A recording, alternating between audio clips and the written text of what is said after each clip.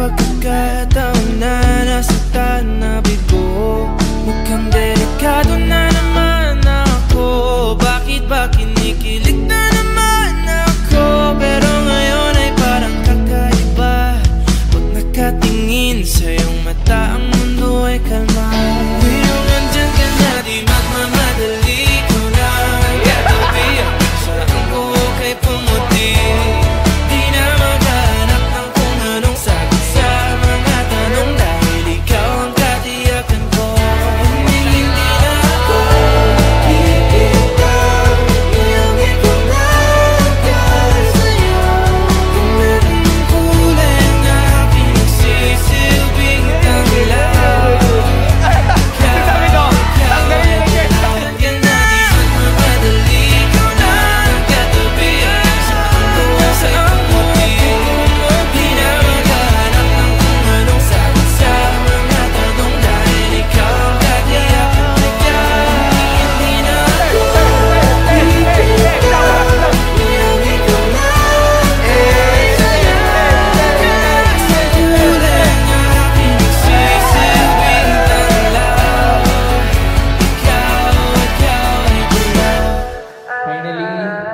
Dumating na itong araw na nilulook forward natin noon pa.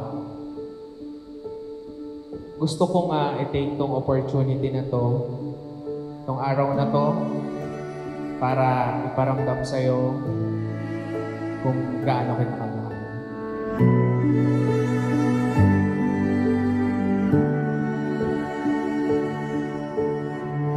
This is it. Nandito na tayo, finally. Nandito sa altar na to, sa harap ng mga mahal natin sa buhay, ng mga malalapit nating kaibigan.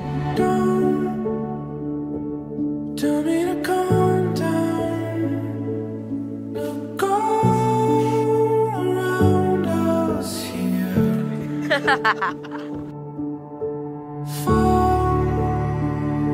It's easy to see from. Thank you. Sobrang thank you sa sobrang habang pasensyang binigay mo sa akin, sa sobrang pagmamahal na binigay mo sa akin.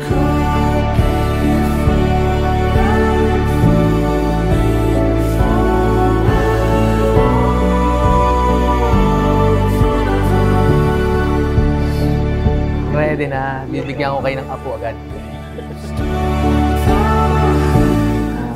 Thank you, Mother. Sa lahat-lahat ng sacrifices niyo po sa amin.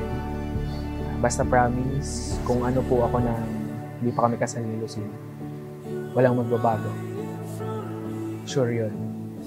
Mama times 2 pa.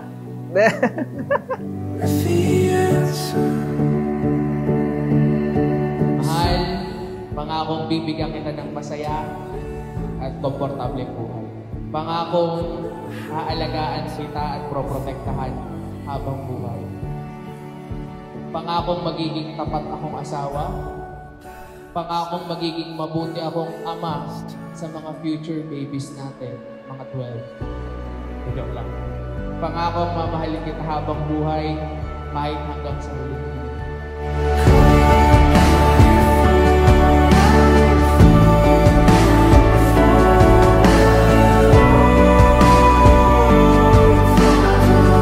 Ko na inasam to. Hi, love.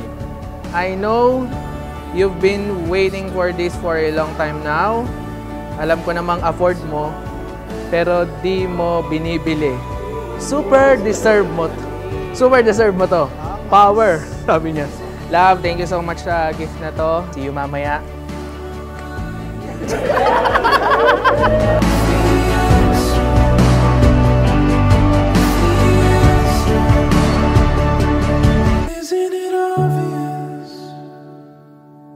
Overland, thank you.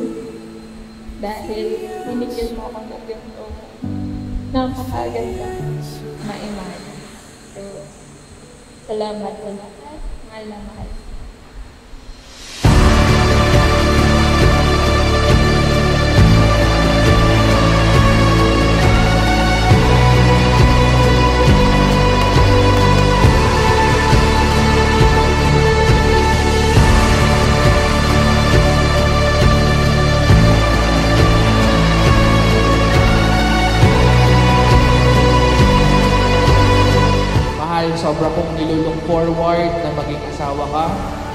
kasama ka araw-araw, pakalmahin ka kapag sobrang tinotopak ka na.